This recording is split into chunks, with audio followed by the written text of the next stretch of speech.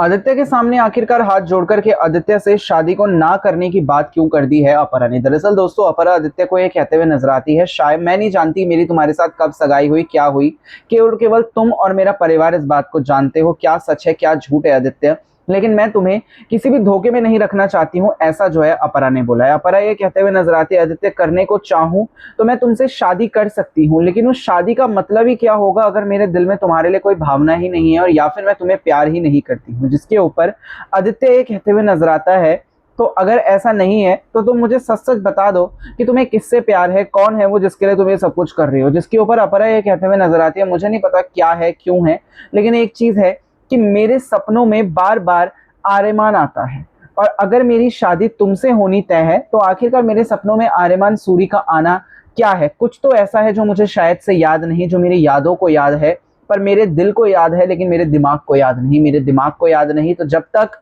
मुझे सारे के सारे सच का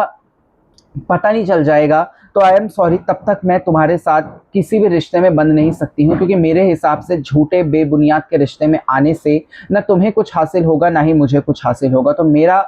फैसला ये है कि ये शादी हम जो है दोनों के दोनों समझौते की शादी कभी भी नहीं कर सकते हैं। इसीलिए मैं हाथ जोड़ करके तुमसे माफ़ी मांगती हूँ, वो ऐसा कहते हुए नजर आती है, लेकिन आई एम रियली सॉरी, मैं तुमसे शायद इस शादी को नहीं कर सकती हूँ क्योंकि फिर ये मेरे उसूलों के खिलाफ हो जाए।